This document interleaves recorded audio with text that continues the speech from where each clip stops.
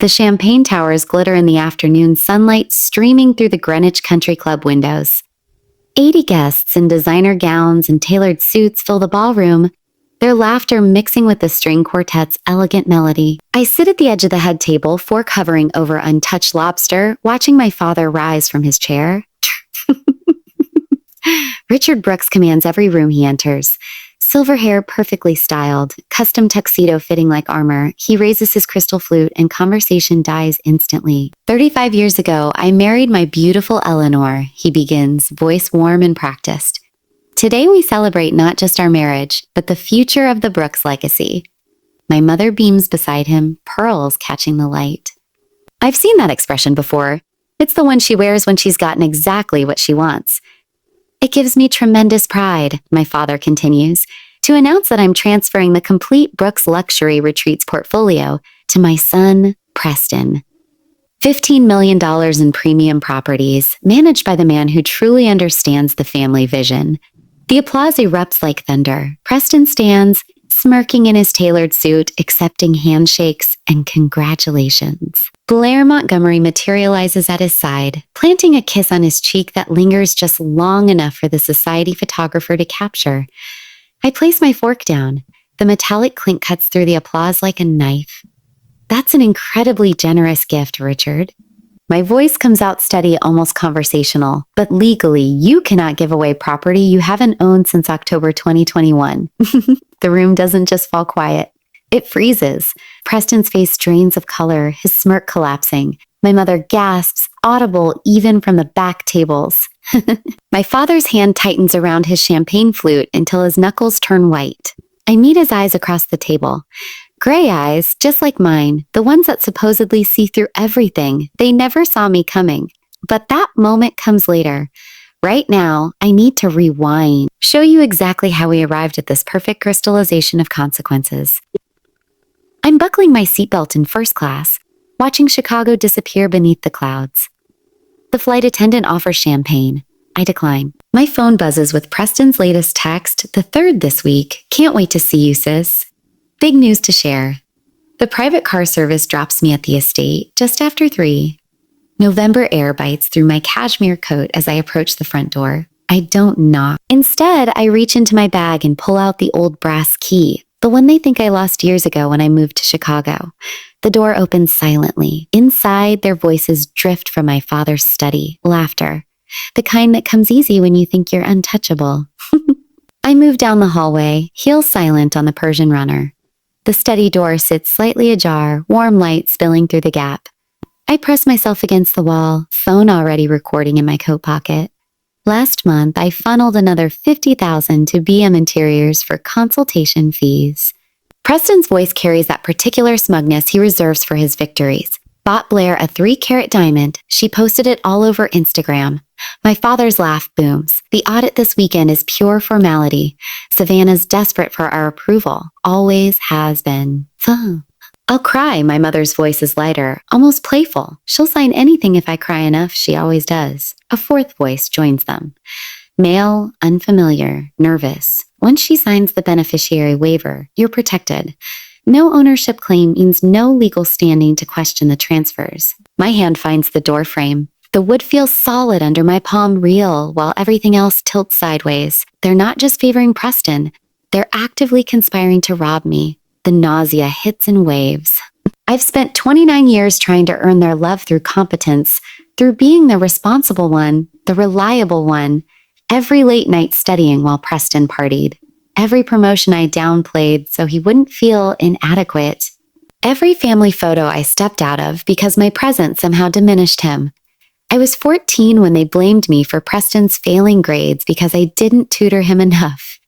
22 when they excluded me from the family Christmas card because my recent promotion made Preston feel small. And now they're betting their entire fraud scheme on my pathological need for their approval. The instinct to burst through that door and scream is almost physical.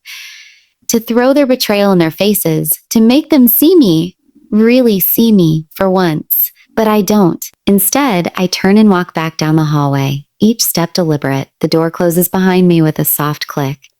In the car, my hands shake as I pull out my phone and text Wyatt. I'm here. Meet me at the diner. I catch my reflection in the window as the driver pulls away. Goes away. My face looks exactly the same as it did this morning. Composed, professional, the good daughter. But something fundamental has shifted behind my eyes. They placed their bet on the wrong daughter. And now I'm going to show them exactly what a forensic auditor does when she finds fraud in the family books. The diner sits 3 miles from the estate, one of those roadside places that still serves meatloaf and has actual Formica tables. I slide into the corner booth at 9:30, my back to the wall, facing the door. Old habits from audit work. Always see who's coming. Wyatt arrives 12 minutes later, wire-rimmed glasses, slightly fogged from the November cold. He's carrying a manila envelope, the kind with the metal clasp that makes a satisfying snap when you open it. He doesn't waste time with pleasantries. 4 years, he says, sliding the envelope across the table.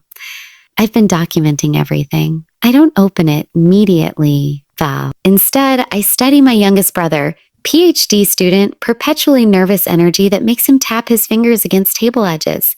The family forgets about Wyatt. He's quiet, unremarkable beneath their notice. That oversight was their fatal mistake. Show me, I say. He pulls out the first document. Bank of Greenwich letterhead, formal typography, the weight of legal consequence in every word. Addressed to Richard and Eleanor Brooks. I scan the numbers, my training takes over, that particular focus that narrows the world to data points and patterns. And patterns. Preston hasn't just been skimming rental income. He's drained the operating accounts dry. $800,000, Wyatt says. Transferred to BM Interiors over 18 months. I do the math automatically. $50,000 per month, give or take. The properties generate $1, $2 million annually. The books show $200,000 in losses. There's no legitimate consulting work, I say. Not a question. None. I checked every invoice. Blair's company has no employees, no projects, no office space. It exists solely as a pass-through for Preston's theft. The coffee in front of me has gone cold. I take a sip anyway, needing something to ground me in the physical world while my mind processes the scope of the fraud. Wyatt pulls out a second document. His hands shake slightly as he unfolds it. Personal guarantee, he says. Richard and Eleanor used the Greenwich mansion as collateral for a $3 million business line of credit. The words hit differently than I expected. Not a shock. Just the hollow confirmation of how deep they've buried themselves. The money went to cover Preston's embezzlement, Wyatt continues. The bank wants either a capital injection or clear title confirmation by Monday. If you don't sign the waiver of interest, they seize the parents' home. I look up from the document. They bet everything on me being compliant. Yes, now. He slides a flash drive across the table. Spreadsheets showing systematic fraud. I've tracked every transfer, every false invoice, every manipulation of the books. It's all here. I pocket the drive without looking at it. My fingers find the edge of the manila envelope, tracing the metal clasp. What else? Text messages between Preston and Blair, discussing how to keep you in the dark. Laughing about it, actually. His voice carries an edge I've never heard before. There's one from 3 weeks ago. Preston wrote, "Once the fraud is buried in the trust transfer, she'll never untangle it. Too much family loyalty to look too hard. Family loyalty, the phrase sits bitter on my tongue. I've spent my entire adult life believing that loyalty meant something. That blood created obligations, responsibilities, bonds that transcended balance sheets and legal documents. They were counting on that belief to steal from me. They chose this, I say quietly. The realization settles into my bones, replacing the last remnants of confusion with perfect clarity. Every single step. This wasn't neglect or favoritism or blind spots. They actively chose fraud. But I'm still vindicated, Wyatt nods. Should we warn them? Give them a chance to fix it? The question hangs between us. I can see the scenario play out. I could call Richard right now, lay out the evidence, offer them 48 hours to make it right. Return the money, fire Preston. Apologize. They would find another way to cheat, I say. No, if we warn them, they'll just adapt. Find a new scheme, a new angle. We let the trap spring exactly as they designed it. The party on Sunday, Wyatt says. Perfect venue. Preston's already planning his victory lap. Let him celebrate publicly. I pull out my phone, opening the camera app. I need to photograph everything in that envelope. Every document, every text message, every spreadsheet. Then I need 3 copies stored in 3 different locations. He watches me work, the flash illuminating each page briefly before I move to the next. The notice of default, the personal guarantee, the shell company registration documents showing Blair's signature creating BM interiors with 0 business infrastructure. I have a forensic accounting mentor at the firm, I say, still photographing. She has contacts at the FBI Financial Crimes Unit. I'll reach out tomorrow morning. And this weekend, you act normal, play along. Preston expects you to be intimidated by him. Eleanor expects you to be invisible. Oh. Give them exactly what they expect. I finish with the documents and hand the envelope back. Wyatt stares at it like it might bite. This destroys them, he says. Completely. They destroyed themselves. I'm just documenting the aftermath. The waitress appears with a coffee pot. We both decline. After she leaves, Wyatt leans forward, voice dropping lower. Are you sure about this? I meet his eyes. Gray, like mine, like our father's. The genetic inheritance that supposedly gave us his vision, his business acumen, his ability to see through complexity. Richard Brooks taught me to trust evidence over emotion, to value competence over sentiment, to believe that truth lived in documentation, not promises. He just never imagined I'd apply those lessons to him. I've never been more sure about anything, I say. Saturday morning light filters through the leaded glass windows as I stand on the front steps of the estate, my single piece of luggage heavy in my hand. The brass knocker gleams under my fingers. I could use my key again, slip in unnoticed like yesterday. But that's not the play today. Today, I'm the dutiful daughter coming home. The door swings open before I can knock. My mother stands there in cream linen, pearls already in place despite the early hour. Her face transforms into practiced delight. Oh, darling, we've missed you. She pulls me into a hug that smells like Chanel No. 5 in desperation. Her arms squeeze just a fraction too tight. Her voice pitch just a note too high. Everything about Eleanor Brooks is a performance, and I've finally learned to read the stage directions. Inside, Preston sprawls on the leather sofa in the living room, phone angled to catch the best light. He doesn't look up. Hey, Sav. The greeting comes automatically dismissive. I'm furniture that occasionally requires acknowledgement. My father rustles his newspaper from the wingback chair. Savannah. A grunt, an exhale. The minimal acknowledgement of my existence complete, he returns to the financial section. The house smells like fresh coffee and old money. Persian rugs muffle my footsteps as I follow my mother's chattering monologue about the party tomorrow, about how wonderful it will be to have the family together, about how Preston has been working so hard on the properties. I make appropriate sounds, smile at appropriate moments. My training runs deep. My mother corners me in the kitchen 90 minutes later while I'm rinsing my coffee cup. The timing isn't accidental. She calculated this moment, waited until Preston disappeared upstairs, and my father retreated to his study. The kitchen has always been her preferred arena for emotional manipulation. Something about the domestic setting makes her tears more effective. Savannah, sweetheart. Her voice drops to that trembling register I know too well. I need to talk to you about something important. I turn slowly, deliberately. Keep my face neutral. What's wrong, Mom? The tears start immediately. Not dramatic sobbing, but the gentle kind that slide down her cheeks like she's trying to hold them back. She's perfected this technique over decades. I've watched her deploy it at charity luncheons, town meetings, family interventions. The weapons may look soft, but they're designed to cut deep. The business is struggling. Her hands twist together, diamond wedding band catching the light. Preston's been under so much stress. He's trying so hard, but the market has been difficult, and your father's health isn't what it used to be. My father played 18 holes yesterday. I saw the scorecard on his desk. The family legacy is at risk, darling. She steps closer, one hand reaching for mine. We need to modernize, make some changes. Preston has such innovative ideas, but he needs support. He needs family unity. The words flow like a script she's rehearsed. Each phrase designed to activate my guilt reflexes, to remind me of my position in the family hierarchy. Your grandmother would want us united. Her voice breaks perfectly on the word grandmother. You're the responsible one, Savannah. You've always been so capable, so strong. Help your brother succeed.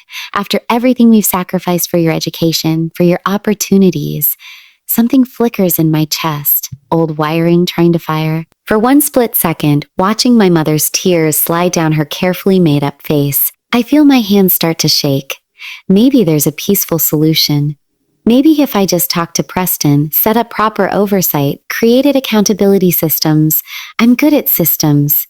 Maybe I could fix this without destroying everything. The thought comes unbidden, unwanted. A childhood memory surfaces like oil on water. I'm 12 years old, holding my acceptance letter to the gifted program. My mother's face crumples when she reads it, tears streaming. You're making your brother feel small. Can't you just be happy quietly? Does everything have to be about you? Apologized. Declined the program. Spent the next 6 years in regular classes while Preston failed upward through private tutors and grade adjustments. My hands shake harder now, the coffee cup rattling slightly against the granite counter. My mother sees it. Her eyes sharpen with something that might be triumph. The kitchen door swings open. Wyatt enters, glasses slightly crooked, reaching for a water glass from the cabinet. His timing is too perfect to be accidental. Sorry, didn't mean to interrupt. He fills his glass slowly, taking his time. His eyes meet mine in the reflection of the window above the sink. Then he shifts, phone screen angled just enough for me to see. The text message glows blue against black. I will wear her down. She's weak. Start drafting the waiver. Perfect. Knew the tears would work. The shaking stops. Everything stops. The emotional bond doesn't fray or crack. It snaps. Clean, surgical, complete.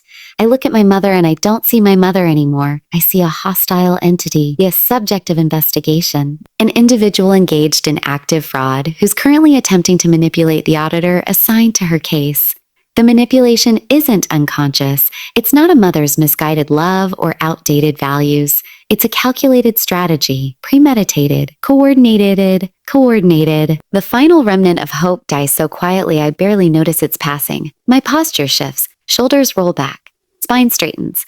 The trembling in my hands evaporates like it was never there. When I meet my mother's eyes, I'm looking at her the way I look at falsified balance sheets and cooked books. This is a business problem requiring a solution.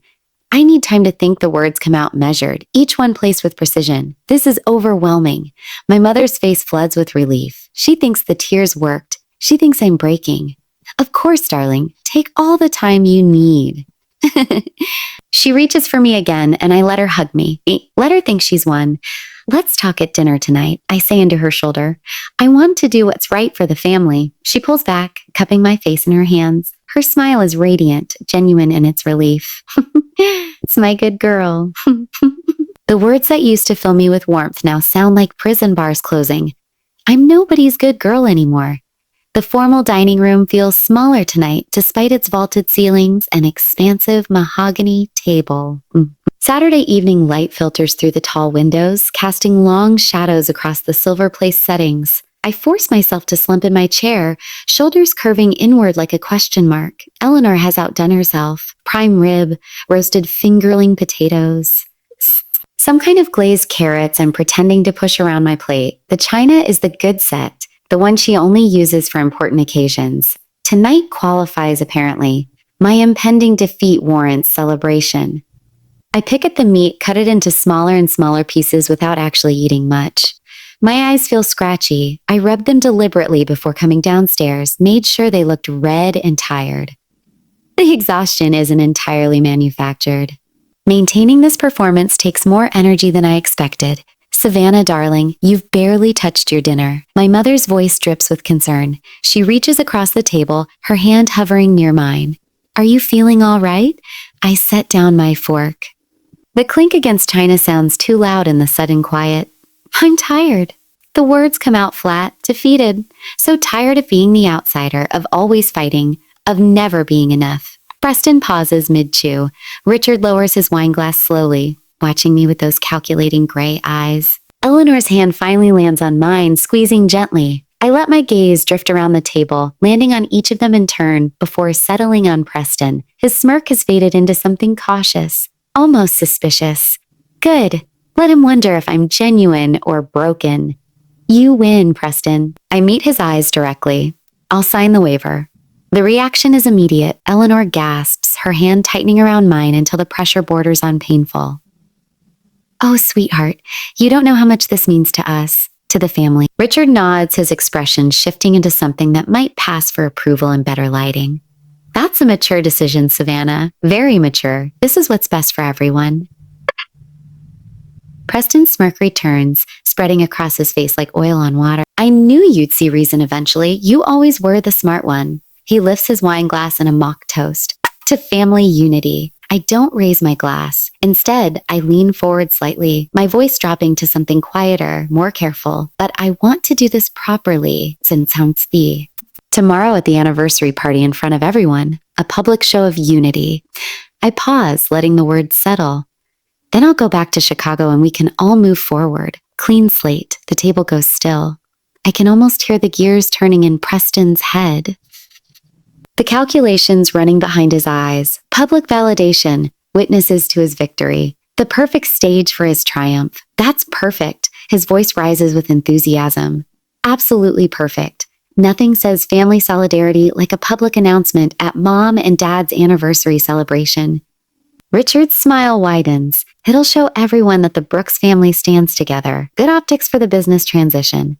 Eleanor squeezes my hand again, her eyes glistening with what might be genuine emotion if I didn't know better. This is all I've ever wanted. My children united. I manage a small smile. It feels tight on my face, like wearing someone else's skin. Preston pulls out his phone before dessert even arrives. His thumbs fly across the screen, typing rapidly. I need to text everyone. Expand the guest list. This deserves a bigger audience. How much bigger? Richard asks. Double it. Maybe more. I want investors there. That tech startup founder from Stanford, the Hendersons. Maybe even reach out to the local business reporter from the Gazette. Preston's excitement builds with each name. This is a watershed moment for Brooks' luxury retreats. Richard reaches for the wine list the server left on the sideboard. He flips through it, running his finger down the pages until he finds what he wants. We'll need proper champagne for the toast. The Crystal. $2,000 a bottle, but worth it for this occasion. My mother has already pulled out her own phone. Scrolling through what looks like a seating chart. I'll need to rearrange everything. Put Savannah at the head table, of course. Right between Preston and your father. Very visible, very unified. I watch them plan my humiliation like it's a wedding. Guess a wedding? Well, the irony isn't lost on me. Preston looks up from his phone, his expression almost gleeful. Blair's on her way over. She'll want to help plan. Maybe coordinate something on social media. Family reconciliation plays really well with the lifestyle influencer crowd. My phone buzzes in my lap. I glance down casually. Wyatt's text is brief, holding steady. I don't respond, not yet. Instead, I excuse myself from the table, citing exhaustion. Eleanor stands to hug me, pulling me close. Her perfume used to make me feel safe. Now it disgusts me. I'm so proud of you, she whispers against my hair. This is the right thing, you'll see. I step back from the embrace. My eyes are completely dry. Good night, I say to the room. Big day tomorrow. As I climb the stairs, I hear Preston's voice drift up from the dining room. She actually bought it. Can you believe it? Told you the guilt trip would work. Richard's response is muffled, but the tone is celebratory. Wine glasses clink. Someone laughs. I close the guest room door behind me and lean against it for a moment, letting the mask slip. My face relaxes into neutral, the careful exhaustion evaporating. I'm ready. 11:00 p.m. finds me sitting on the bed, briefcase open beside me. The contents spread across the cream-colored comforter in careful order. Certified deeds from Fairfield County Land Records. Official seals pressed into heavy paper. The forensic audit report. 247 pages bound in navy covers. Spine reading. Brooks Luxury Retreats. LLC. Comprehensive fraud analysis. The FBI contact card sits on top. Special Agent Martinez, Financial Crimes Unit. I've already spoken with him twice. He knows what's coming tomorrow. The envelope with the capacity affidavit and video drive feels heavier than it should. I turn it over in my hands, seeing Nana Eloise's handwriting on the label. her final insurance policy.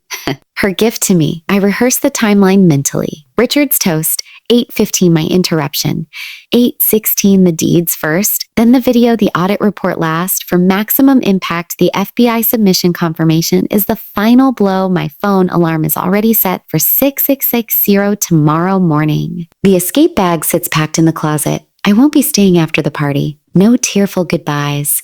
No second chances for them to manipulate me. So I open my laptop and verify the backup locations one final time. 3 separate encrypted cloud storage counts. The evidence exists in multiple places now beyond their reach. Downstairs, I hear the front door open. Blair's voice carries up the stairs, bright and excited. More celebration, more champagne, more planning for my public defeat. My phone lights up with Preston's drunk text to someone named Jason, inheritance secured, looking at yachts tomorrow, the 50-footer we saw in Newport. Another text, this time to a luxury car dealer. Still have that Aston Martin, might be interested next week. Blair posts an Instagram story. I don't follow her, but Wyatt screenshots it and sends it to me. Champagne glasses, celebration emojis. Text reading, big family announcement tomorrow. Clinking glasses, I screenshot Preston's texts and add them to the evidence folder. Every piece of hubris documented, every moment of overconfidence preserved. None of them sleep tonight. Too excited, too certain of victory. I sleep perfectly. 8 hours, dreamless and deep. Tomorrow, they'll understand the difference between confidence and competence. Tomorrow, the trap closes. Back to the present moment. You can't give away what isn't yours, I say. The room doesn't just fall quiet, it freezes. I stand, my movements deliberate, and reach for my briefcase. The leather feels cool under my fingertips. I've rehearsed this moment 100 times, but my hands are steady now. No trembling, no doubt. The certified deeds hit the head table with a satisfying thud. Grandma transferred the Brooks Luxury Retreats portfolio to the Eloise Trust in October 2021. My voice carries to every corner of the ballroom, clear and cold. I am the sole trustee. Preston, you are an employee with 0 equity. Preston's face drains of color. My father's champagne flute tilts in his hand, amber liquid sloshing dangerously close to the rim. That's impossible, Richard stammers. His polished composure cracks like cheap porcelain. Those properties are mine. They've always been Fairfield County Clerk's Office, instrument number 2021-874. I flip open the top deed, revealing the county seal and official stamps. Public record. Anyone can verify it. My mother grips the table edge. She manipulated her. Nana Louise wasn't in her right mind. She was confused, vulnerable. Actually, Wyatt's voice cuts through from behind me. She was remarkably lucid. He steps forward with his laptop. I catch the eye of the AV technician in the corner, the one I tipped $200 an hour ago. He nods and switches the input. Wyatt connects his cable, and the projector hums to life immediately. My father moves to stop him, but security, hired for the event, steps subtly into position.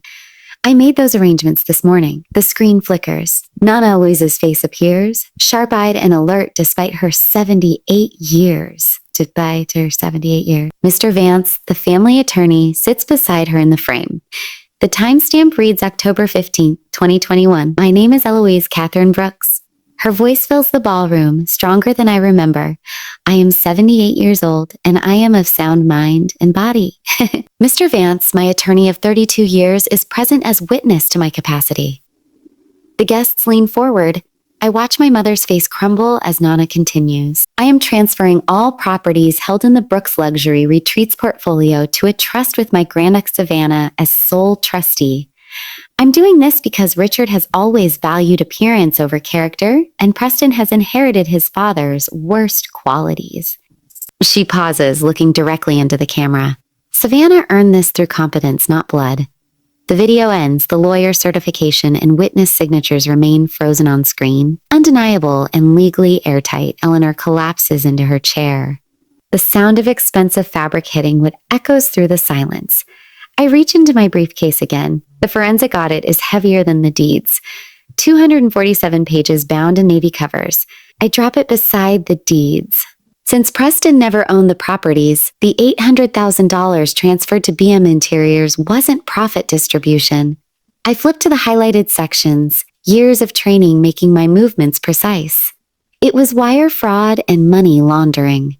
Blair's champagne glass slips from her fingers, shattering against the marble floor. These pages detail the shell company analysis.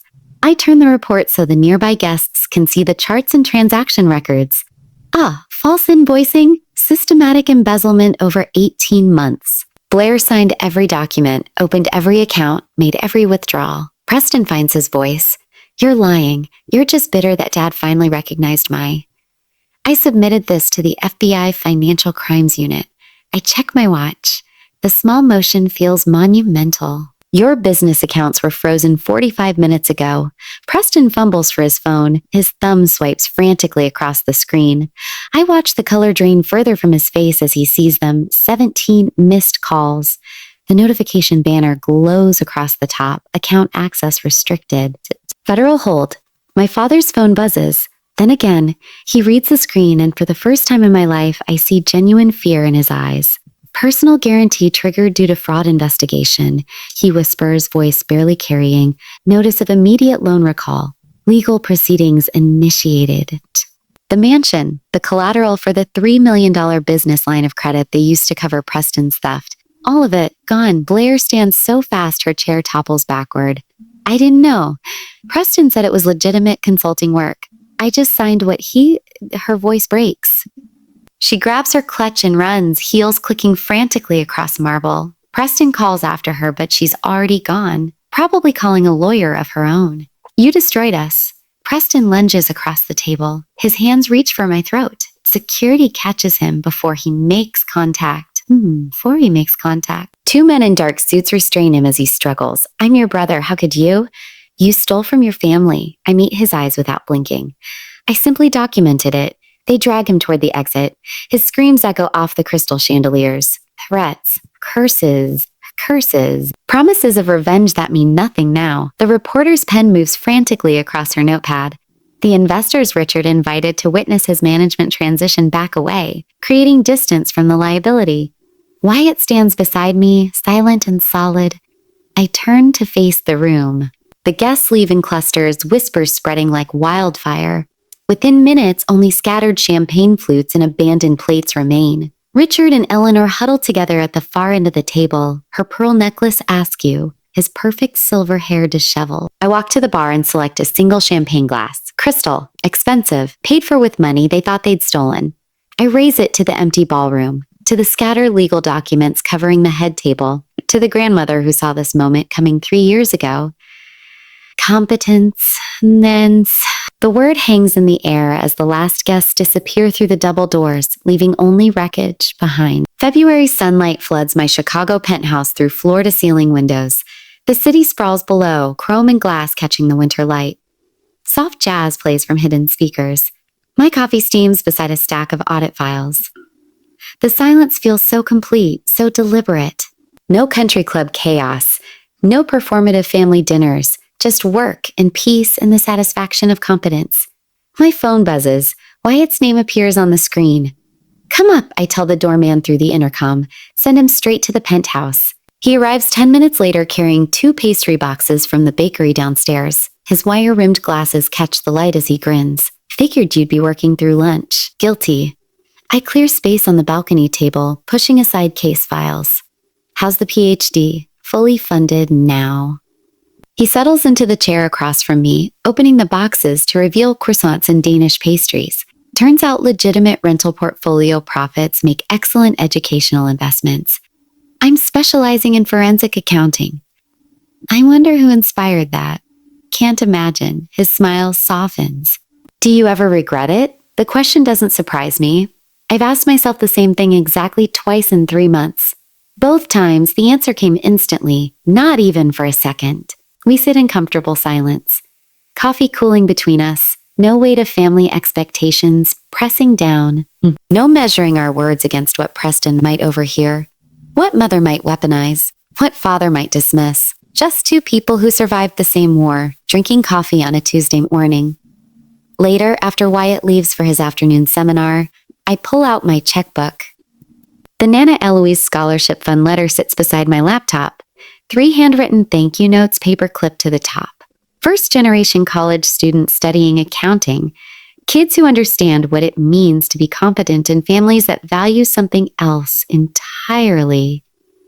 They write the check carefully. $50,000. My grandmother's legacy, helping others escape the trap she recognized too late in her own son. The business thrives without Preston's embezzlement bleeding it dry. Revenue up 40% under professional management. Properties renovated, properly marketed, legally compliant. I renamed it last.